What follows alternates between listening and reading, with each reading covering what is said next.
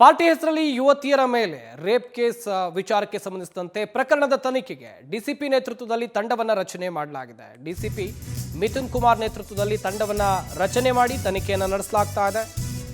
Party ಹೆಸರಲ್ಲಿ ಯುವತಿಯರ ಮೇಲೆ ನಡೆದಿದ್ದಂಥ rape ವಿಚಾರಕ್ಕೆ ಸಂಬಂಧಿಸಿದಂತೆ ತನಿಖೆಗಾಗಿ ತಂಡವನ್ನು ರಚನೆ ಮಾಡಲಾಗಿದೆ ಎನ್ನುವಂಥದ್ದು ಗೊತ್ತಾಗಿದೆ. ಸದ್ಯ ಯಲಹಂಕ ಎಸಿಪಿ ಮತ್ತು ಸಂಪಿಗೆಹಳ್ಳಿ ಎಸಿಪಿ ಇತರ ಸದಸ್ಯರು ಕೂಡ ಈ ಟೀಮ್ನಲ್ಲಿ ಇರ್ತಾರೆ.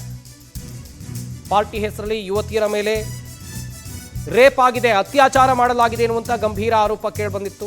ಈ ಪ್ರಕರಣದ ತನಿಖೆಗಿಳಿದಂಥ ಪೊಲೀಸರಿಗೆ ಒಂದಷ್ಟು ಆಘಾತಕಾರಿ ಅಂಶಗಳು ಬೆಳಕಿಗೆ ಬಂದಿತ್ತು.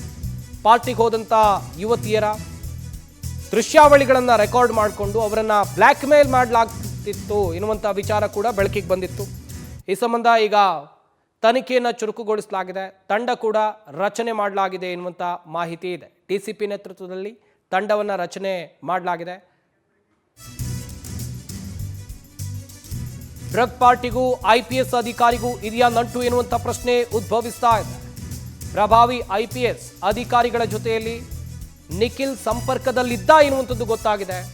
ಡ್ರಗ್ಸ್ ಪಾರ್ಟಿ ಆಯೋಜಿಸಿ ಯುವತಿಯರ ಮೇಲೆ ಅತ್ಯಾಚಾರವನ್ನು ಮಾಡಲಾಗ್ತಾ ಇತ್ತು.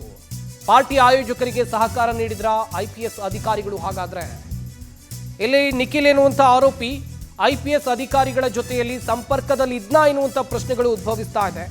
ಡ್ರಗ್ ಪಾರ್ಟಿ ಆಯೋಜಿಸಿ ಯುವತಿಯರ ಮೇಲೆ ಅತ್ಯಾಚಾರ ಮಾಡಿ ಅದನ್ನ ವಿಡಿಯೋ ರೆಕಾರ್ಡ್ ಮಾಡಿಕೊಂಡು ಆತ ಬ್ಲ್ಯಾಕ್ ಮೇಲ್ ಮಾಡ್ತಾ ಇದ್ದ ಯುವತಿಯರಿಗೆ, ನೀನು ಈ ರೀತಿಯಾಗಿ IPS ಅಧಿಕಾರಿಗಳ ಜೊತೆಯಲ್ಲಿ ಹೋಗಬೇಕು, ಹೀಗೆ ಬ್ಲ್ಯಾಕ್ ಮೇಲ್ ಮಾಡ್ತಾ ಇದ್ದ ಎನ್ನುವಂಥ ಆರೋಪ ಕೂಡ ಕೇಳಿಬಂದಿತ್ತು. ಈ ಸಂಬಂಧ ತನಿಖೆಯನ್ನು ಚುರುಕುಗೊಳಿಸಿದ್ದಾರೆ ಪೊಲೀಸರು. ಕಾದು ನೋಡಬೇಕು ಪೊಲೀಸರ ತನಿಖೆಯಲ್ಲಿ ಯಾವೆಲ್ಲ ವಿಚಾರಗಳು ಹೊರಗೆ ಬರುತ್ತೆ ಅಂತೇಳಿ. ಹಾಗೆಯೇ ಈ ನಿಖಿಲ್ ಮತ್ತೋರ್ವ ಆರೋಪಿ ಡಿಕ್ಸನ್ ಅಂತೇಳಿ ಆತನ ಹೆಸರು, ಇವರಿಬ್ಬರ ಜಾಲ ಯಾವ ರೀತಿಯಾಗಿ ಇತ್ತು, ಯಾರನ್ನೆಲ್ಲ ಪಾರ್ಟಿಗೆ ಕರೆದಿದ್ರು, ಹಾಗೆಯೇ ಎಷ್ಟೆಲ್ಲ ಹೆಣ್ಣು ಮಕ್ಕಳ ಮೇಲೆ ದೌರ್ಜನ್ಯವನ್ನು ಮಾಡಿದ್ದಾರೆ ಈ ಇಬ್ಬರು, ತನಿಖೆಯಿಂದ ಗೊತ್ತಾಗಬೇಕಿದೆ. ಒಟ್ಟಿನಲ್ಲಿ ಒಂದು ಕಡೆಯಲ್ಲಿ ಪೊಲೀಸರು ವಿಶೇಷ ತಂಡವನ್ನ ಈ ಪ್ರಕರಣದ ತನಿಖೆಗಾಗಿ ರಚನೆ ಮಾಡಿದ್ದಾರೆ. ಇನ್ನೊಂದು ಕಡೆಯಲ್ಲಿ ನಿಖಿಲ್ಗೆ ದೊಡ್ಡ ಅಧಿಕಾರಿಗಳ ಜೊತೆಯಲ್ಲಿ ಸಂಪರ್ಕ ಇರೋದು ಕೂಡ ಗೊತ್ತಾಗಿದೆ.